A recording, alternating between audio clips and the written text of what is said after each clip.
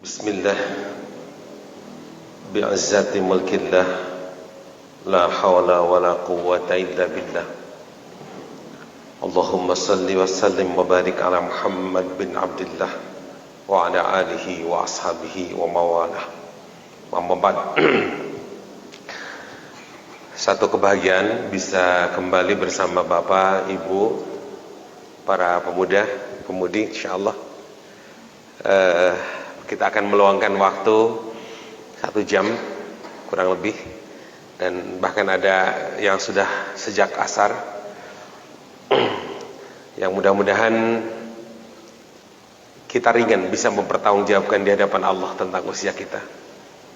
Apalagi bukan hanya sekedar, tetapi kita betul mencoba untuk mendapatkan hikmah, ya. Sebab di sini saya tuliskan belajar dari sosok Utsman bin Affan.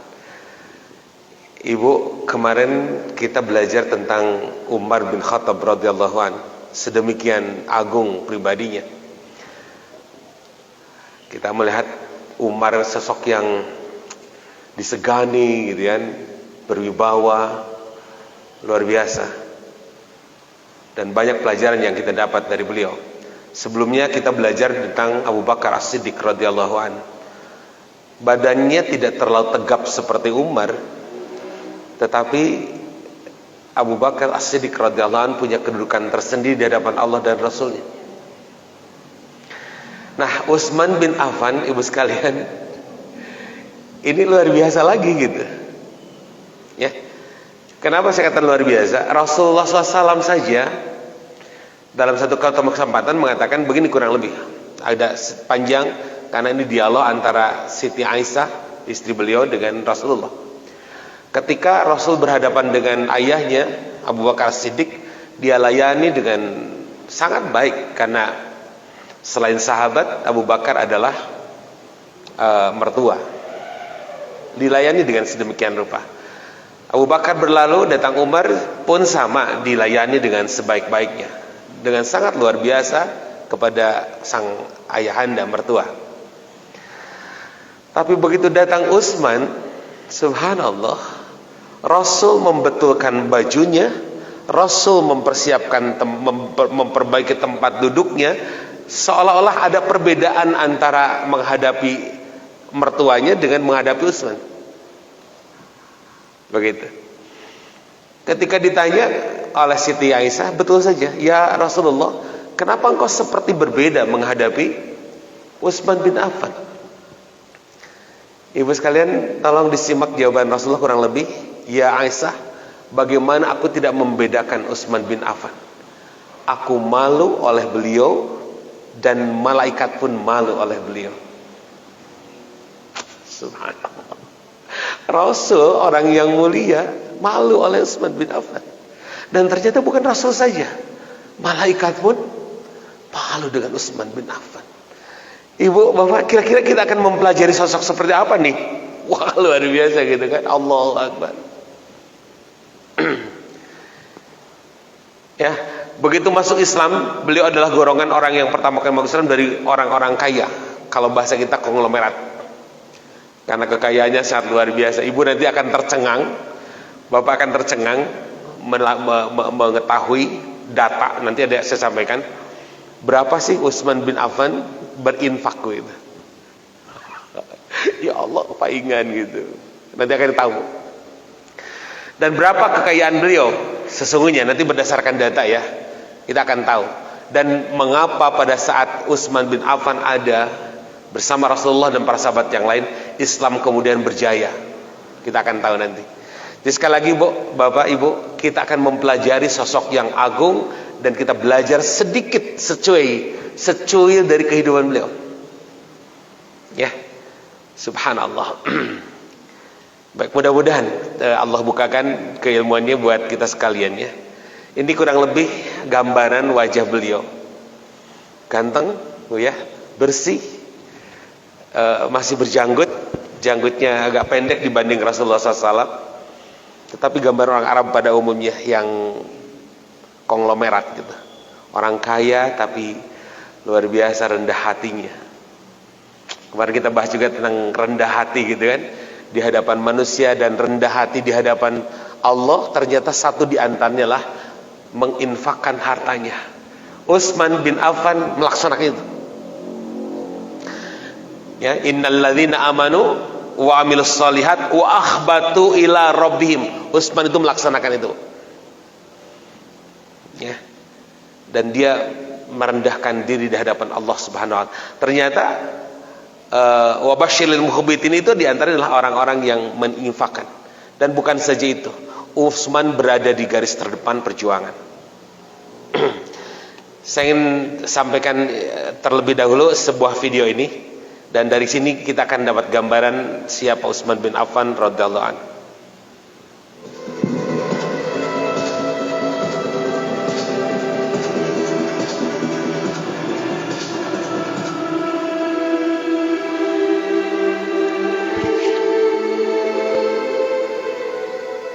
Assalamualaikum sahabat petunjuk. Selamat datang di channel yang membahas sejarah Islam. Di video kali ini kita akan membahas Khalifah Utsman bin Affan. Namun sebelum lanjut, mari dukung channel ini dengan klik subscribe dan aktifkan tombol lonceng notifikasinya agar kalian tidak ketinggalan video-video berikutnya. Like dan share video ini jika bermanfaat bagi kalian. Utsman bin Affan adalah sosok kaya raya dan dermawan. Ia lahir dari keluarga yang kaya dan berpengaruh dari suku Quraisy, silsilah Bani Umayyah. Utsman bin Affan merupakan seorang as-sadiqul awwalun dari golongan konglomerat pertama. Kepribadian jujur, dermawan dan sangat rendah hati membuat ia dinikahkan dengan dua anak Rasulullah, yaitu Ruqayyah dan Ummu Kulsum. Ruqayyah wafat setelah perang Badar, lalu dinikahkan dengan Ummu Kulsum, putri Nabi yang lain. Ia dijuluki Zulnurain atau sang pemilik dua cahaya karena beristri dua putri Nabi Shallallahu Alaihi Wasallam. Utsman bin Affan diangkat sebagai khalifah pengganti Umar bin Khattab pada awal Muharram tahun 24 Hijriah atau 644 Masehi. Sebelumnya, Khalifah Umar bin Khattab telah menetapkan 6 orang sahabat untuk bermusyawarah pemilih khalifah di antara mereka. 6 orang tersebut adalah Utsman bin Affan, Ali bin Abi Thalib, Zubair bin Awam, Talhah bin Ubaidillah, Abdurrahman bin Auf, dan Sa'ad bin Abi Waqqas. Oke, ini saya ingin skip di sini dulu bentar. Jadi kemarin kita pelajari atau ada informasi bahwa Utsman itu ditusuk ya. Ada riwayat mengatakan setelah ditusuk itu Umar masih bisa bertahan 2 hari. Saking hebatnya, fisiknya kuat begitu. Ditusuknya dengan 6 tempat tusukan, termasuk yang paling parah adalah di ususnya, di perutnya. Tabib berharap Umar dikasih minum susu bisa sembuh, tapi begitu melihat begitu yang diminum langsung keluar lagi, kata tabib ini jelek katanya. Dan ternyata ada riwayat mengatakan Umar bertahan 2 hari sejak itu. Tapi dalam itu, di masa itu Umar mempersiapkan pengganti beliau dengan menunjuk 6 orang ini. Ya, Utsman bin Affan paling pertama karena memang sahabat terdekatnya juga. Ali bin Abi Thalib juga sama. Zubair bin Awam, Talhah bin Ubaidillah, Abdurrahman bin Auf, dan Sa'ad bin Abi Waqqas. Ibu, saya berencana 6 orang ini kita akan bahas semua. Apa sih keistimewaan mereka? Sehingga kemudian menjadi, kalau sekarang tim formatur, kenapa dipercaya oleh Utsman orang-orang ini? Ya, satu di antaranya Abdurrahman bin Auf, itu levelnya sedikit di bawah Utsman. Beliau ada seorang yang kaya raya juga, dan termasuk memang golongan dari Umayyah, masih ada saudaraan, ya, dengan Utsman bin Affan. Nah, masyarakat nanti terpecah menjadi 2 bagian, antara Ali dengan Utsman bin Affan. Tapi kebanyakan orang memang menginginkan Utsman, dan memang akhirnya Utsman yang terpilih. Tetapi Ali juga merasa berhak, maksudnya banyak pendukungnya begitu. Nah, yang kemudian meyakinkan bahwa kemudian Utsman bin Affan yang jadi khalifah itu, kalau bahasa sekarang, orasinya Abdurrahman bin Auf. Kita lanjutkan dulu ya. Ibu tau ngaloloh atau biasa? Mereka sepakat memilih Utsman bin Affan. Latar belakang Utsman dari keluarga Umayyah yang cukup berpengalaman soal tata negara sebelum datangnya Islam sangat berpengaruh terhadap pemerintahannya. Contoh lain dari keluarga Umayyah yang telah dulu menjabat sebagai gubernur Syam adalah Muawiyah bin Abu Sufyan. Ia sukses dalam menjadikan Syam sebagai tulang punggung kekhalifahan Islam. Di masa Utsman, Muawiyah tetap dipertahankan untuk menjadi gubernur Syam. Lalu ia menunjuk saudara sepersusuannya, Abdullah bin Sa'ad sebagai gubernur Mesir. Lalu sepupunya yang lain ditunjuk di Irak, yaitu Abdullah bin Amir di Basrah dan Sa'id bin Al-As di Kufah. Tentu saja, Utsman bin Affan memiliki alasan yang kuat mengangkat keluarganya untuk menjadi gubernur. Ia berharap keturunan Umayyah akan bekerja dengan baik di Mesir seperti halnya di Syam. Oke, saya skip bentar. Ibu sekalian, 4 orang gubernur ini keluarga Utsman semuanya. Silsilahnya itu. Ya. Harapannya apa? Harapannya tadi sebutkan, Utsman bin Affan menunjuk orang ini karena bekerja baik gitu. Bagus bekerjanya, anak-anak orang soleh. Tapi, nah ini dia. Awal-awal perpecahan itu. Sahabat yang lain memandang ini nepotisme. Ya, ini nepotisme. Menunjuk keluarganya sendiri sebagai pejabat. Inilah yang awalnya, Bu, yang awalnya menjadi bibit buit di zaman Utsman. Perpecahan itu menyeruak begitu. Saya sudah sedih Ibu kalau membaca ini. Allahu Akbar, pernah terjadi. Utsman bin Affan melanjutkan langkah dari penekanan Umar bin Khattab pada militer, di mana Utsman memerintahkan pembangunan armada angkatan laut pertama dalam sejarah Islam. Coba, angkatan laut pertama. Sejak serangan balik dari kekaisaran Bizantium. Dalam pembangunan armada kapal tersebut, gubernur Syam dan Mesir saat itu dibantu oleh keterampilan orang Kristen lokal. Orang Kristen yang sebelumnya berada di bawah kedaulatan Bizantium menunjukkan semangat besar dalam pekerjaannya bagi pemerintahan Islam. Hal ini disebabkan mereka yang beragama Kristen Koptik dan sekte Kristen lain tak diakui oleh kekaisaran Bizantium. Perlakuan kaum muslimin lebih baik terhadap mereka berperan besar pada kesetiaan terhadap kekhalifahan Islam. Buktinya, beberapa kali orang-orang Kristen ini menggagalkan serangan Bizantium terhadap Alexandria di Mesir demi tetap berada pada kekuasaan kekhalifahan Islam. Oke, saya skip. Di zaman Rasulullah, di zaman Abu Bakar, di zaman Umar belum ada yang namanya angkatan laut. Karena dalam pikiran para sahabat, wilayah itu memang terlalu luas, gitu kan. Pada saat Umar berkuasa kan sampai ke Afrika tuh, ya, bahkan sebagian masuk hampir ke Eropa. Nah, Utsman bin Affan diantar melakukan satu terobosan, yaitu memperkuat. Ya mungkin ada pasukan angkatan laut, tapi belum sebegitu terorganisir. Maka inilah yang dilakukan Utsman bin Affan adalah menguatkan angkatan laut. Subhanallah waktu itu. Dan yang luar biasa, satu di antara yang diangkat itu bukan muslim. Ini ada ibu ya, bapak ya, ada satu strategi perang atau fiqh siyasah namanya. Jadi kalau berperang itu boleh menggunakan tenaga orang lain untuk kemudian menghemat tenaga kita. Itu luar biasa strategi ini. Ya, dan ternyata betul tadi Utsman menggunakan tenaga orang non muslim tadi, Kristen dia. Kenapa? Karena dia ditolak oleh kerajaan Kristen di sana, di Bizantium. Terbukti oleh Utsman di tanda kutip dipiara di segala macam, dia ternyata membantu kesuksesan umat Islam. Jadi sekali lagi Ibu Bapak, boleh kita menggunakan tenaga orang lain untuk kehebatan kita, kejayaan kita. Tapi kalaupun menggunakan tenaga sendiri, itu harus sangat efektif dan efisien.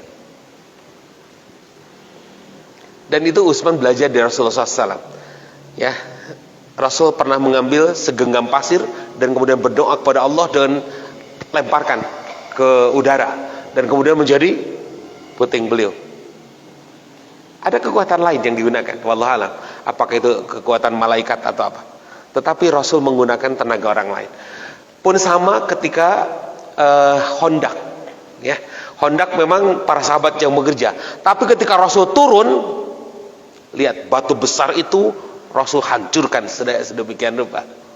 Jadi ketika menggunakan tenaga kita, itu seefektif dan spesial mungkin untuk tujuannya begitu. Ini jangan salah kaprah ya, orang beak tenaga, beak duit, beak segala rupa, baru itu berhasil. Nah, jangan sampai begitu. Ini sekali lagi hal lainnya yang kita pelajari. Baik, kita lanjutkan. Salah satu bersahabat kapal Islam yang berada di laut Mediterania telah berhasil merebut Siprus dan Kreta, serta sempat mencoba melakukan penyerangan ke Sisilia. Peperangan ini disebut dengan Perang Zatuswari. Keberhasilan militer juga terus berlanjut di daratan saat Muawiyah memimpin pasukan Syam yang kuat untuk masuk ke Armenia melawan pasukan Bizantium. Daerah pegunungan Anatolia yang diisi sebagian besar penduduk Yunani menjadi batas alam antara masyarakat Bizantium dan Muslim, terbentuk di sekitar batas modern Turki dan Suriah sekarang. Lebih jauh ke timur, pasukan Muslim terus memaksa masuk ke jalur Persia. Di bawah pimpinan Abdullah bin Amir, penaklukan sisa kerajaan Sassanid tak secepat penaklukan daerah Irak. Di sana, masyarakatnya lebih homogen dan lebih terhubung dengan pemerintahan Sassanid. Akibatnya, perang tersebut memakan korban yang lebih banyak dari pasukan Muslim. Akan tetapi, kemenangan Muslimin di perang Qadisiyah dalam masa Umar bin Khattab sebenarnya telah mengakhiri nasib kerajaan Sassanid. Hanya masalah waktu untuk menundukkan seluruh kerajaan. Kaisar Sassanid, Yazdegerd, tak pernah berhasil mengalahkan pasukan Islam selama kekalahan di Qadisiyah dan takluknya wilayah Mesopotamia Irak pada tahun 242 Masehi.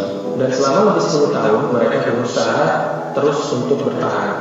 Pada tahun 650 Masehi, dataran tinggi Iran dapat dikuasai. Dan pada tahun 651, Khurasan berhasil dikuasai Muslimin. Pada tahun ini pun, raja terakhir Sassanid tewas saat kabur dalam peperangan melawan pasukan Islam. Selama masa kekhalifahan Utsman bin Affan, Islam terbentang dari Armenia, Kaukasia, Khurasan, Sijistan, Siprus, sampai mencapai Afrika Utara. Selain di bidang militer, tak cukup. Inilah bukti bahwa Utsman tidak salah memilih orang. Ya, meskipun dia mereka adalah keluarga Utsman, tapi Utsman berharap kerjanya profesional gitu. Menang dan berhasil memperluas kejayaan Islam. Ini sudah terbukti ya di satu pihak. Nah, sekarang kita lanjut bagaimana Utsman sendiri dengan kodifikasi Al-Qur'an yang sudah dimulai sejak zaman Abu Bakar As-Siddiq radhiyallahu anhu. Khalifah Utsman bin Affan berhasil membuat kompilasi dari teks asli Al-Qur'an yang lengkap. Banyak salinan Al-Qur'an berdasarkan teks asli yang dulu gitu telah dibuat untuk didistribusikan ke seluruh dunia Islam. Dalam mengerjakan proyek besar ini, beliau dibantu dan banyak mendapatkan masukan dari Zaid bin Sabit, Abdullah bin Zubair, Sa'id bin Al-As, dan Abdurrahman bin Haris. Bahkan, Utsman berhasil membangun administrasi kekhalifahan yang terpusat dan menetapkan penerbitan Al-Qur'an secara resmi. Kemudian, di masa Utsman pula dibangunlah gedung khusus pengadilan agama yang semula berada di Masjid Nabawi. Beliau juga memperluas Masjid Nabawi dan Masjidil Haram. Selama 6 tahun pertama di masa pemerintahan Utsman bin Affan, keadaan menjadi aman dan stabil. Namun, 6 tahun berikutnya terdapat kekacauan politik dalam negeri akibat ketidakpuasan atas kebijakan pemerintahannya.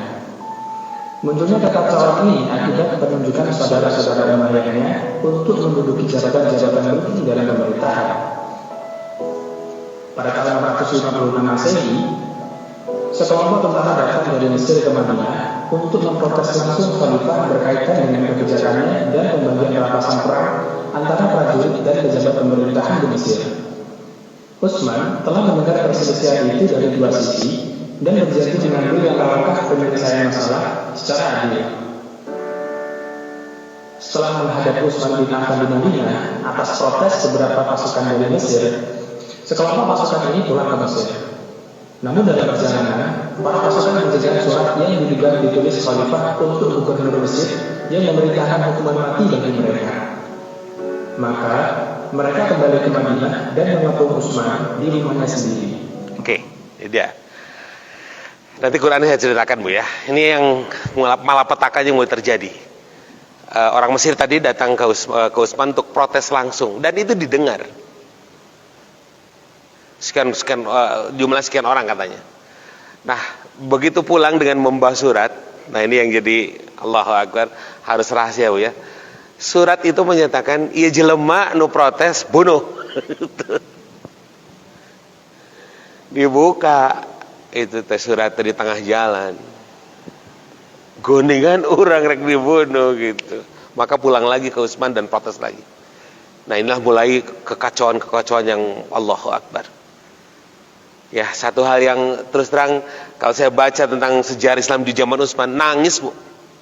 Betapa tidak orang-orang soleh yang tadinya berjuang untuk Islam kemudian menumpahkan darah saudaranya sendiri.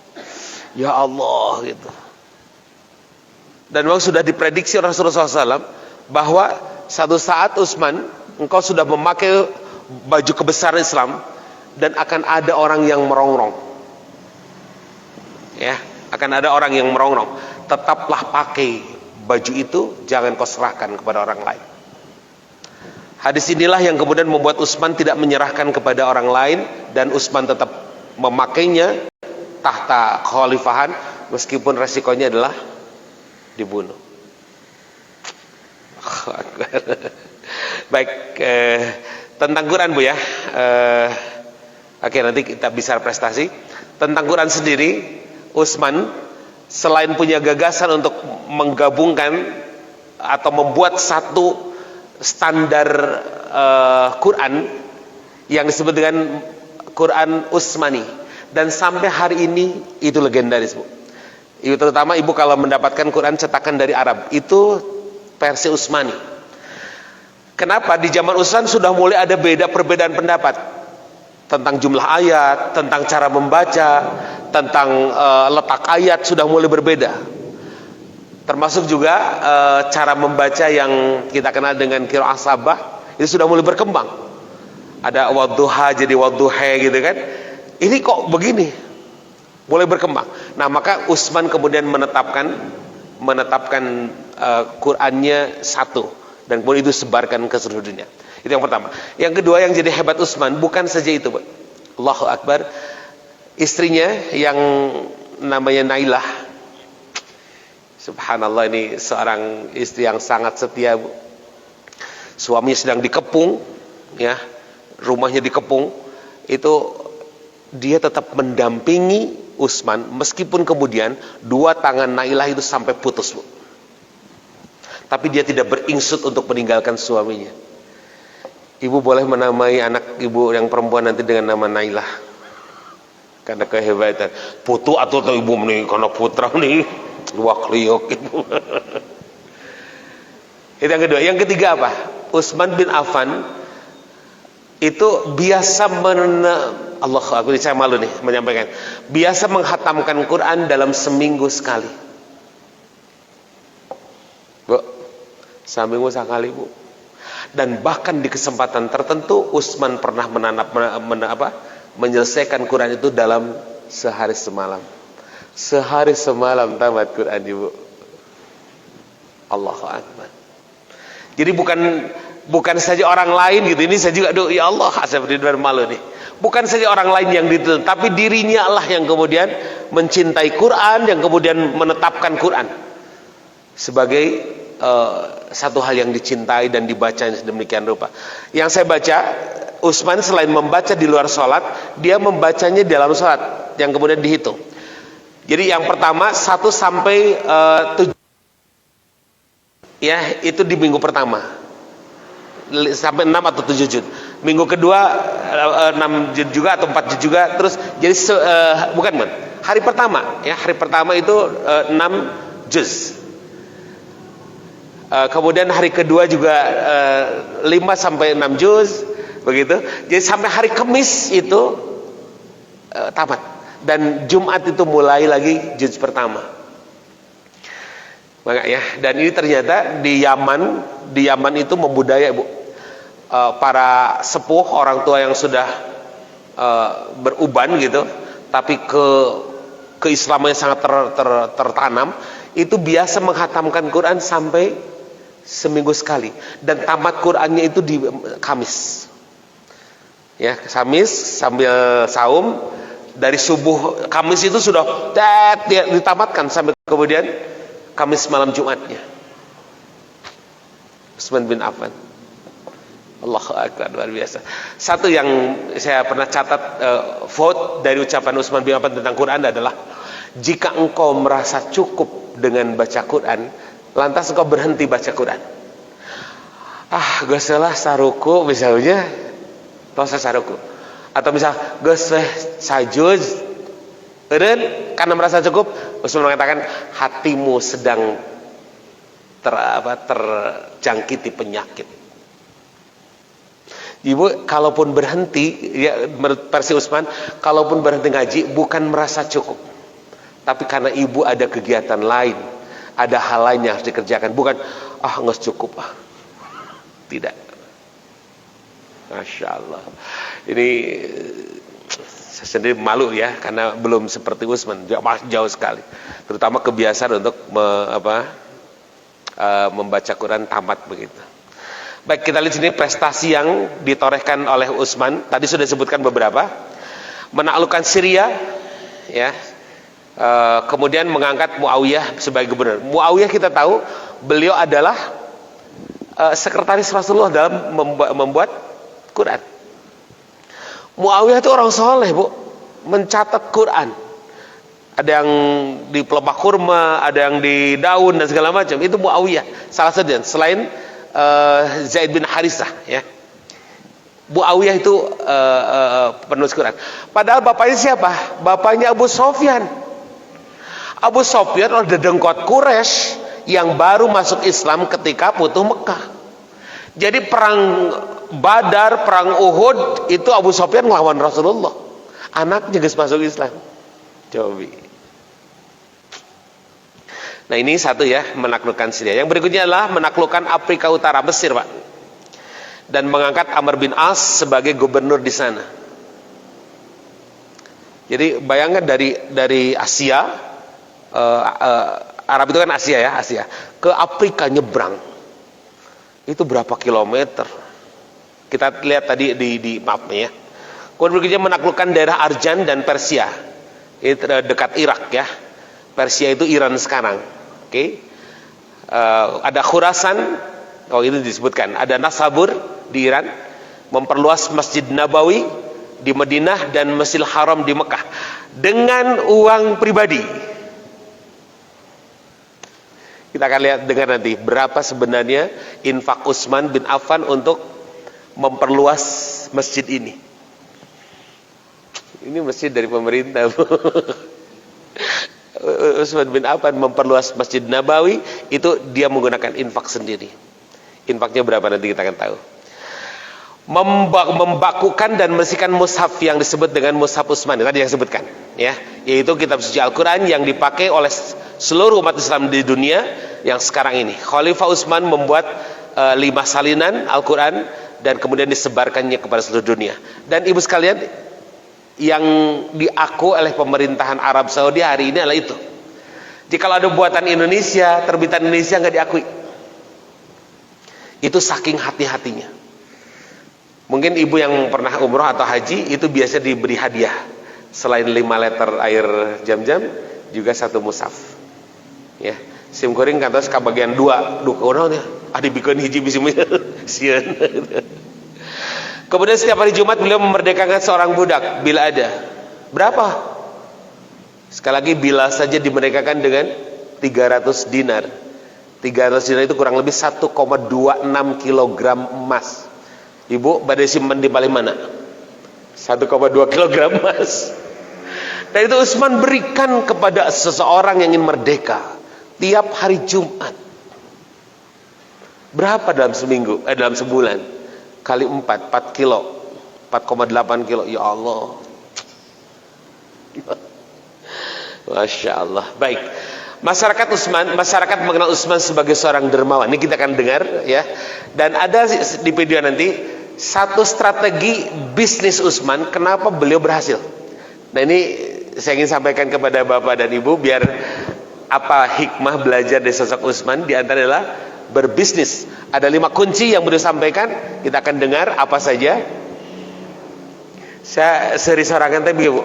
Palingan selama ini Kang Dodoy, saya sudah 7 kali atau 8 kali gitu bisnis yang batur gagal wae. Betul Bu. Ngemodalin ini kabur, ngemodalin ini katanya bangkrut, ngemodalin yang terakhir ngemodalin seseorang yang dimodalin meninggal. Gusti cetai. Ternyata ada satu catatan Utsman bin Affan seperti apa mengelola bisnisnya. Kita akan lihat di sini ada. Oh, bentar. Dia dikenal sebagai seorang yang saleh juga dermawan ya. Mana nih? Wis.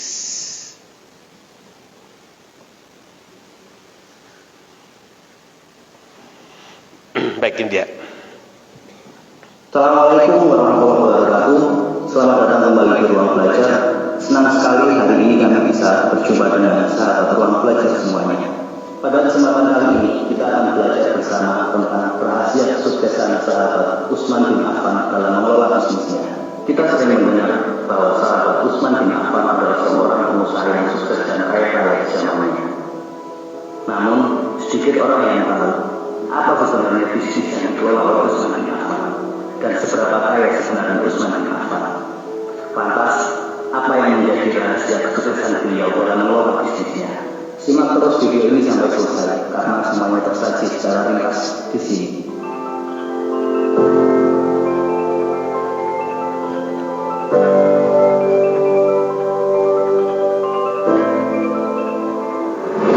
Utsman bin Affan. Oh, ini ya Bu. Baik, mohon maaf Bu. Assalamualaikum warahmatullahi wabarakatuh. Namun sedikit orang yang tahu apa sebenarnya bisnis yang dikelola oleh Utsman bin Affan dan seberapa kaya sebenarnya Utsman bin Affan. Lantas apa yang menjadi rahasia kesuksesan beliau dalam mengelola bisnisnya? Simak terus video ini sampai selesai karena semuanya tersaji secara ringkas di sini.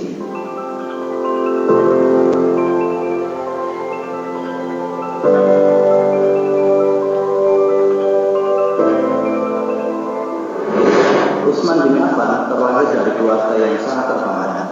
Sejak kecil, beliau mendapatkan pendidikan yang sangat baik. Sama seperti Umar bin Khattab, Utsman bin Affan kecil juga telah mampu baca dan tulis. Bisnis utama dari keluarga besar Utsman bin Affan adalah bisnis pakaian. Setelah ayahnya meninggal, Utsman bin Affan pun melanjutkan bisnis pakaian tersebut.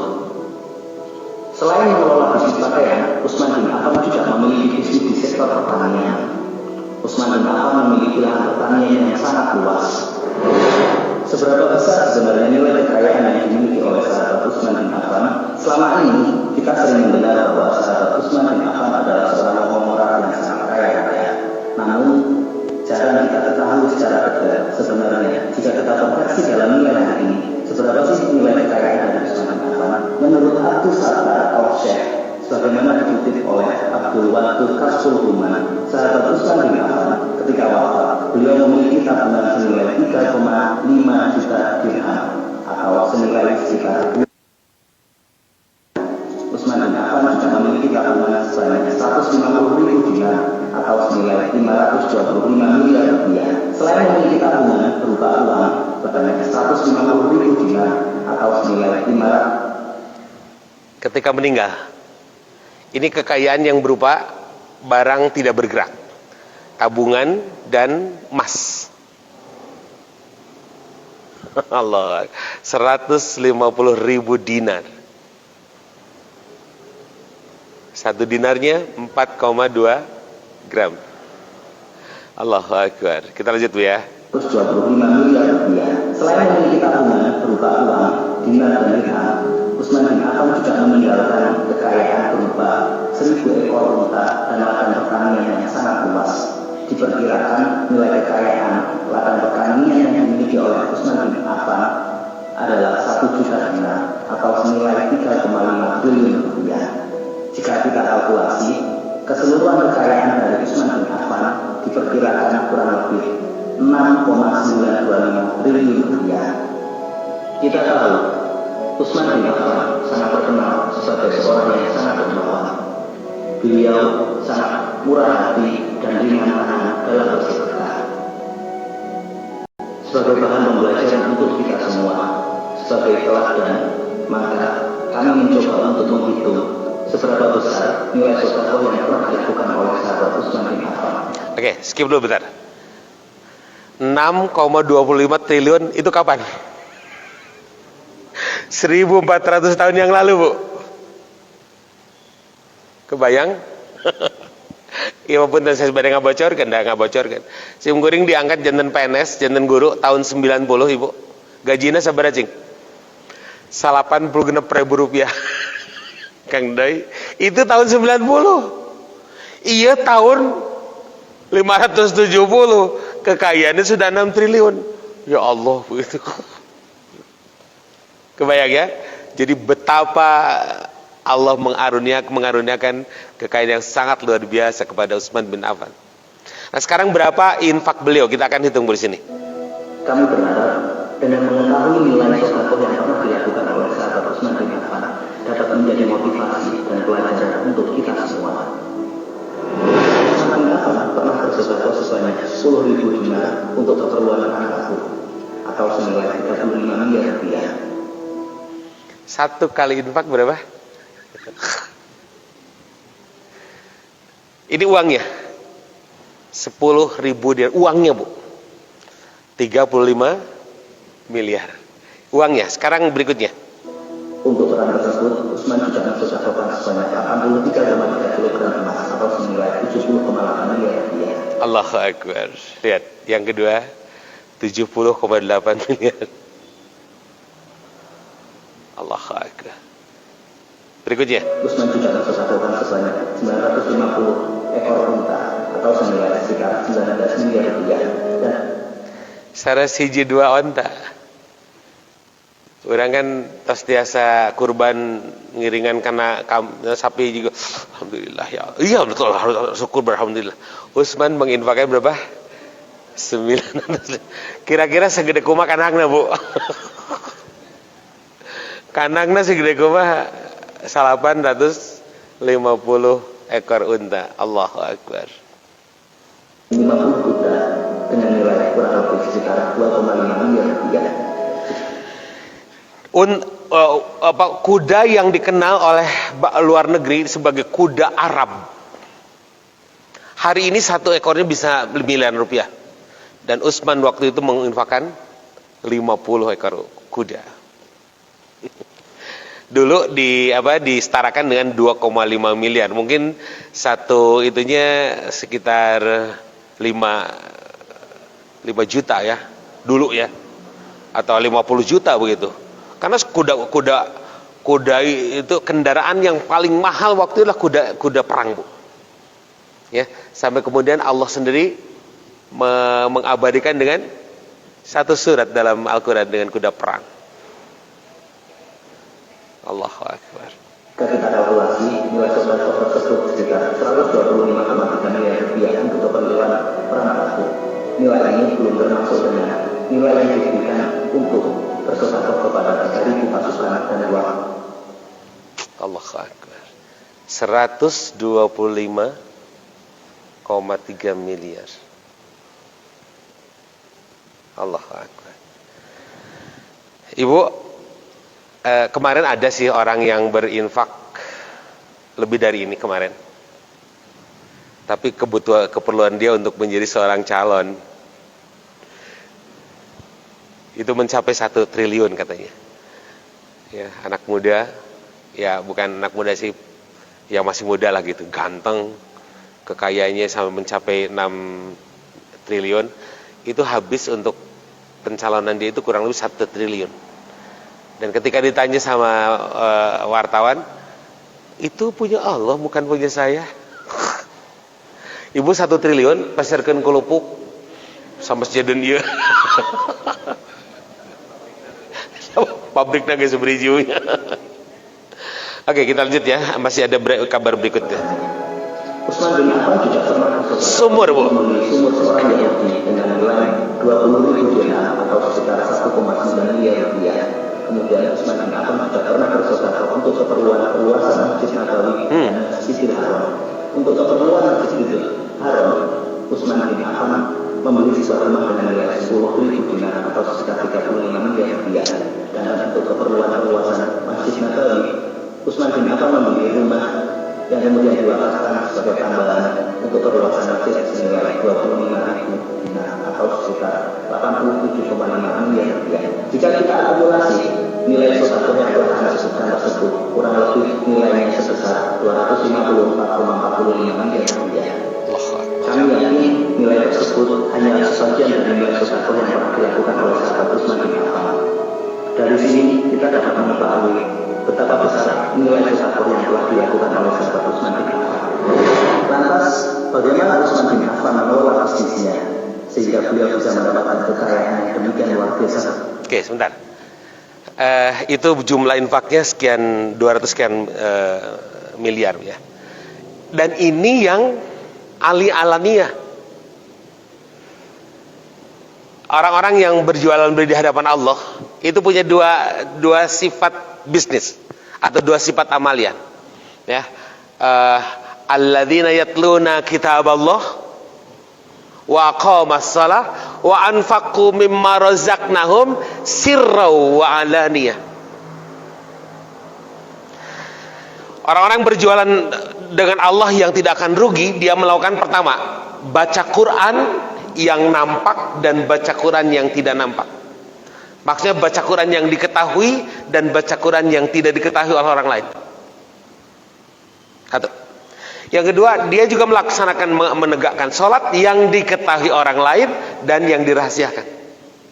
Dan yang ketiga, dia berinfak dengan infak yang diketahui orang lain dan infak yang rahasia. Ini yang rahasia. Ini yang nampak. Yang rahasia wallahu alam berapa besar.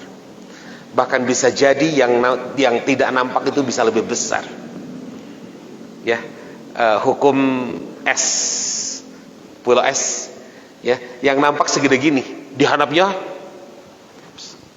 wallahu a'lam. Dan ini sekali lagi terjadi 1400 tahun ke belakang.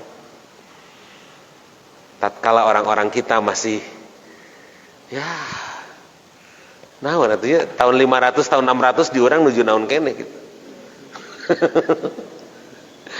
Baik, ini bagi terakhir tips ya belajar dari Utsman, bagaimana sih cara mengelola bisnis, terutama bisnis yang dua tadi yang bisa hidup, bisnis pakaian dan bisnis pertanian. Ya, bagaimana? Ada 5 tips yang beliau sampaikan. Setidaknya ada 5 prinsip bisnis yang menjadi strategi khusus yang diterapkan oleh sahabat Utsman bin Affan ketika mengelola dan menjalankan bisnisnya. Pertama, terjun langsung. Inilah salah satu strategi dan prinsip bisnis yang dipegang oleh sahabat Utsman bin Affan. Beliau mengelola bisnisnya secara langsung. Beliau terlibat secara aktif dalam setiap proses pengambilan keputusan dan mengelola bisnis yang dilakukannya. Beliau memimpin sendiri kajian dagang.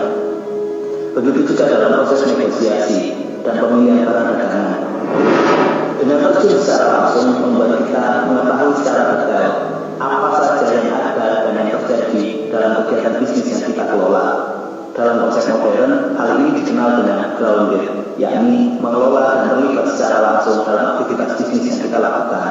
Grounded sangat penting dilakukan oleh seorang pemilik bisnis sebelum dia menyerahkan sepenuhnya bisnis kepada orang yang dipercayainya. Dengan cara terjun langsung, kita benar-benar memahami kondisi real yang ada di lapangan, sehingga sebagai pemilik bisnis kita tidak mudah tertipu dan kita mampu mengambil keputusan dengan tepat karena kita benar-benar memahami dan mengetahui kondisi yang ada. Baik, ini yang pertama. Saya kemudian merasa ditampilkan, kita ingat, ingat.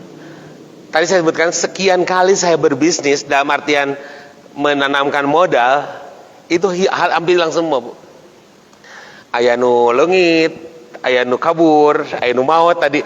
Kenapa? Karena saya percayakan nih uang lah. Ya meskipun tidak seperti Utsman, tapi paling tidak ukuran Asep Ridwan gede uang tabunya. Ya mun 20 juta mah ageng udahnya gitu ceker urang mah nya. Komo PNS mah gitu yang enggak duit atau diempet-empet gitu. Kemudian kita percayakan kepada orang tanpa kita lah terus langsung. Tadi Pak kejadian Pak bangkrut, hilang uangnya. Kita tidak ikut mengelola, pokoknya bagi hasil kan gitu ya. Rata-rata kita pengennya gitu, bagi hasil lah. 1 bulan ada, 2 bulan ada, 3 bulan mulai terlambat. Aya tapi telat. 4 bulan kan itu. Kabar kabur Gusti. Karena tidak terjun langsung Pak. Kada ibu-ibu ya, Bu, ayolah gabung bisnis. Tunggu, sok jeung abdi heula gitu, berargumen. Yang dua sekarang. Tidak mengambil yang dua. Hal ini sangat relevan dengan konsep bisnis fashion yang dikelola oleh sahabat Utsman bin Affan. Kita tahu bahwa bisnis fashion sangat mengutamakan model terbaru, up to date. Utsman bin Affan selalu mencari barang-barang terbaru yang terkini untuk dijual. Sehingga ketika satu brand image bahwa setiap barang yang dibawa oleh sahabat Utsman bin Affan adalah barang-barang terbaru. Yang ketiga adalah tidak meremehkan keuntungan. Saya skip dulu. Aneh di orang mah baju bekas laku kene. Di Korea non baju karung. Mau cimol di orang mah laku. Padahal itu sangat tidak update. Nah, ku batur geus dipicen ku urang dibelian. Aneh nanti Bu. Bahkan Ibu mohon maaf, termasuk juga pelajaran komputer hari ini, anak kita sudah dengan bangganya belajar Microsoft, dengan Word-nya, dengan Excel-nya, padahal Amerika sudah meninggalkan 15 tahun atau 10 tahun yang lalu. Jadi lulusan kita, orang-orang sarjana kita sudah sangat ketinggalan gitu kalau mereka tidak berkreatif. Dengan bangganya punya sertifikat komputer, tapi kata perusahaan asing apa ini? Ya laku sih, tapi tadi gajinya kecil gitu. Karena tidak up to date kalau bahasa sekarang, tidak menerima yang tua kalau tadi. Saya membantu dengan justru fashion yang baru. Ya baik tampilannya, ukurannya gitu kan. Ayo baju jangkis ya, kadiana pas, kadiana sakit. Ke bapak-bapak atau ngeliat ibu-ibu. Itu update ikut perkembang zaman. Allahu Akbar. Berarti apa? Utsman waktu saja bukan kaya tapi cerdas begitu. Allahu Akbar. Kita akan lihat yang ketiga apa? Besar atau kecilnya sesuatu keuntungan adalah sesuatu yang wajib disyukuri. Karena setiap keuntungan adalah anugerah dan hadiah yang diberikan Allah kepada kita. Apapun yang terjadi, selama kita masih mendapatkan keuntungan, kita wajib mensyukurinya. Inilah salah satu hal yang menjadi fondasi dasar yang dikelola dan dipegang oleh sahabat Utsman bin Affan. Pelajaran penting yang dapat kita ambil adalah ketika kita memulai bisnis, kita tetap wajib bersyukur seberapa besar keuntungan kita. Dengan bersyukur, insya Allah, maka Allah akan memberikan tambahan nikmatnya, tambahan rezeki untuk kita. Sehingga baik, saya skip dulu. Terkadang kita inginnya juga langsung gede, dan inilah bisnis yang kemudian membuat dia kena lehernya sedih, bumerang itu. Orang lain mungkin keuntungannya sedikit tapi banyak kan gitu. Coba pun dijualan di orang kakak lagi sabulan geus diletikan tanah agung barangna atau sudah dinaikkan, nggak sabar akhirnya tetep payu gitu kan. Kalau bahasa Utsman bin Affan radhiyallahu, syukuri meskipun sedikit, bersabar dengan keuntungan yang kecil, tapi kemudian mayeng gitu. Kita inginnya untuk besar, tapi sekali udah selesai, bangkrut kesananya. Allah Akbar. Baik, kita lanjut. Kita depan dapat berkembang dan berjalan dengan lebih baik. Prinsip keempat adalah menumbuhkan dan mengembangkan. Konsep sederhananya adalah investasi. Inilah prinsip dasar yang dipegang oleh seluruh sahabat Rasulullah dan seluruh pebisnis yang ingin berkembang pada hari ini. Tanpa adanya investasi, tidak mungkin sebuah bisnis dapat berkembang dengan baik. Tanpa adanya investasi, sangat sulit mengembangkan dan menumbuhkan sebuah bisnis. Utsman. Baik, saya skip di sini. Dalam bisnis tuh Bu, yang saya pelajari di ilmu manajemen terbaru, ada yang disebutkan faktor X. Bacanya bukan faktor X, faktor kali. Kalau faktor X, bawa-bawa ya mistis, bawa-bawa ya dukun gitu ya, karena faktor X bacanya. Tapi faktor kali, maksudnya apa? Bisnis yang kita kelola hari ini misalnya, besok lusa dikalikan dengan bisnis yang dikelola orang lain. Tapi kemudian dengan begitu kita dapat keuntungan yang dikelola orang lain, itu faktor kali. Ini kelola sama orang lain, tapi dengan komitmen gitu kan, maka tidak dikelola oleh kita, tapi dapat keuntungan. Buka lagi di sini, sama buka, itu yang disebut dengan sekarang franchise. Dikelola orang lain, kita hanya ngelola satu, tidak sibuk banyak waktu ngaji ke tempat ibadah ge kurang, akhirnya teh lieur. Itu kan kita. Mohon maaf, teman saya pernah begini. Untuk membeli beras, satu truk memang. Pernah dalam satu sampat dia ekspedisi dari entah dari Jawa Barat ke Jawa Tengah atau dari Jawa Tengah ke Jawa Barat. Dia dengan sangat terpaksa sholat subuh di luhureun beas, di luhureun truk. Nah, sieun aya nu nyolong. Allahu Akbar. Itu ketakutan yang sangat. Karena memang sebelum besar dia harusnya mendidik anaknya, orang-orang kepercayaan untuk melakukan itu. Inilah disebut faktor kali, faktor X. Kita jangan baca faktor kali. Apa artinya? Keuntungan di sini bisa dikalikan ditambah dengan keuntungan lain yang kita tidak mengelolanya. Maka lihatlah Kentucky Fried Chicken, lihatlah Pizza Hut. Kan yang ngelola di Indonesia, di Ramayana bukan yang punyanya, tapi dia tetap dapat keuntungan ke sana. Usman sekali lagi sekian ribu tahun yang lalu sudah punya pemikiran begitu. Allahu Akbar. Bin Affan menyisakan sebagian keuntungannya untuk kegiatan investasi. Dengan demikian, bisnisnya terus berkembang dan mampu terus bertumbuh. Kelima, menjadikan satu modal menjadi dua modal. Hal ini bermakna, jika kita memiliki modal 100, daripada dibelikan satu jenis barang, lebih baik kita membelikannya menjadi dua jenis barang. Atau jika kita ingin menjual satu petak tanah, daripada kita jual utuh satu petak tanah, lebih baik kita rubah jadi dua petak tanah. Kita buat kafling, kemudian dijualnya dengan harga yang lebih murah, sehingga konsumen dapat menjangkau harga tersebut. Demikian kisah bisnis yang dikelola dan dijalankan oleh Utsman bin Affan. Mudah-mudahan kita mampu meneladani sahabat yang mulia tersebut. Mudah-mudahan kita diberikan kesempatan dan kekuatan untuk melaksanakan apa yang menjadi prinsip bisnis yang dijalankan oleh sahabat Utsman bin Affan. Baik, Ibu sebenarnya bisa nanti download video ini di YouTube ya. Tuliskan aja Utsman bin Affan, nanti muncul ini. Ibu bisa didengar, disimak yang lebih leluasa gitu ya.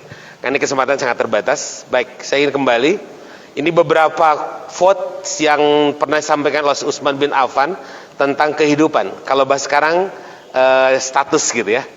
Quote Khalifah Utsman bin Affan. Saya heran melihat orang yang sudah tua, sudah tahu bahwa dunia akan binasa, tetapi masih mencintainya.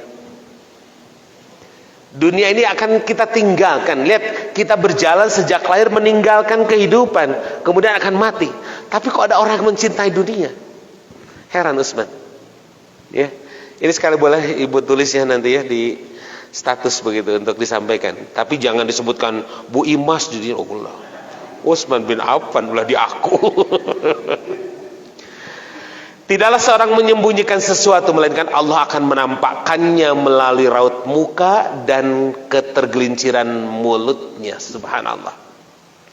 Pada suatu saat Umar bertemu dengan seseorang. Allahu Akbar, kesolehan Utsman Bu, itu bisa melihat bahwa orang ini pernah berzina dengan tanda tertentu. Itulah yang disebut dengan apa? Firasatul mu'minin, ketajaman perasaan seorang yang beriman. Kata Utsman, naudzubillah, engkau sudah berzina? Kata orang itu dengan penuh malu, apakah ada Rasul lain selain Muhammad SAW? Padahal dengan firasatul mu'minin, Utsman bisa tahu meskipun disembunyikan. Hati-hati. Ya, hati-hati berhadapan dengan orang soleh, kita tidak akan bisa berbohong sebenarnya. Bukan fortune teller, ya, seorang pelamar, tapi dengan kesolehannya dia bisa melihat Termasuk Umar bin Khattab radhiyallahu an ketika sedang dakwah di sini pasukannya di Mesir. Kata Umar, mundur, padahal beliau sedang di Madinah. Tapi dia melihat, dan orang yang di Madinah mendengar suara Umar. Itulah disebut dengan firasatul mu'minin. Hati-hati, Bu. Saya heran melihat orang yang sudah tahu bahwa ini sudah ya. Belum ya, Mas. Saya heran melihat orang yang sudah tahu bahwa dia akan mati tapi masih banyak tertawa. Kok gitu ya? Subhanallah, naudzubillah ya Allah. Saya heran kepada orang yang mengetahui adab neraka namun dia malah berbuat dosa. Allahu akbar. Saya heran kepada orang yang telah meyakini ada surga namun ia bersenang-senang dengan dunia. Boleh bersenang-senang dengan dunia, tetapi bahasnya wala tansa nasibaka. Boleh. Dan kita membreakdown kebahagiaan surga nanti dengan kebahagiaan di dunia. Boleh, tetapi tidak sama tetap. Ya. Saya heran dengan orang yang mengetahui setan sebagai musuh namun ia menjadikannya kawan, atau dia menjadikannya atau menaati ajakannya. Padahal setan musuh tapi ditaati. Saya heran kepada orang yang tahu bahwa dunia ini akan rusak namun ia menyukainya. Saya heran kepada orang yang telah mengetahui adanya hisab namun ia berlomba-lomba mengumpulkan harta. Saya heran melihat orang yang sudah tahu bahwa di akhirat ada perhitungan tapi masa sibuk mengumpulkan harta. Allahu akbar. Padahal Umar juga mengumpulkan harta. Tapi Utsman bukan hidup untuk harta. Jadi hartanya seluruhnya digunakan untuk ibadah. Saya heran melihat orang yang sudah mengenal Allah dengan yakin tetapi masih mengingat selainnya. Saya heran melihat orang yang sudah mengenal setan sebagai musuh tetapi ia mau mematuhinya. Sama tadi sudah sebutkan. Allahu akbar. Ibu sekalian, di bagian akhir saya mengisahkan bagaimana Utsman dibunuh. Tadi ya sudah di sebagian. Ali bin Abi Thalib itu menyuruh Hasan dan Husain untuk menjaga rumah Utsman. Karena pemberontak yang tadi yang mau dibunuh oleh khalifah, tapi dia membuka surat itu, maka dia datang. Sudah dikepung, tapi Utsman mengatakan, sudah, kamu pulang saja. Kamu pulang saja. Saya bersama Allah. Maka Hasan dan Husain pulang. Tapi kemudian malam itu terjadi pembunuhan Utsman dan keluarganya. Itu Sayyidina Ali marahnya luar biasa kepada Hasan dan Husain. Tapi Hasan dan Husain juga mentaati khalifah. Masanya khalifah tidak mau merepotkan atau dijaga. Qadarullah inilah yang disebut Rasulullah SAW bahwa baju kebesaran Utsman akan direbut. Tapi Utsman mempertahankannya sampai titik darah terakhir. Yang luar biasa sekali lagi, Utsman meninggal dalam keadaan memegang Al-Quran. Allahu akbar. Orang yang oleh Allah dimuliakan, oleh Rasulullah disebut malu Rasul berhadapan dengan beliau, dan beliau dikaruniai apa tadi? Dzurunnain. Kalau saja aku punya anak perempuan yang masih belum nikah, aku akan nikahkan dengan kamu, kata Rasulullah kepada Utsman. Itulah menantu yang kapake kumertua. Ibu, sudah 1 jam saya sampaikan, mudah-mudahan ada manfaatnya. Insyaallah ya, sedikit-sedikit silakan diambil hikmahnya. Sangat banyak tentu, dan kurang waktu 1 jam itu untuk mengungkap keagungan seorang Utsman bin Affan insyaallah. Mudah-mudahan di lain kesempatan ibu bisa belajar di sumber yang lain insyaallah. Jazakumullah dan mohon maaf. Assalamualaikum warahmatullahi wabarakatuh.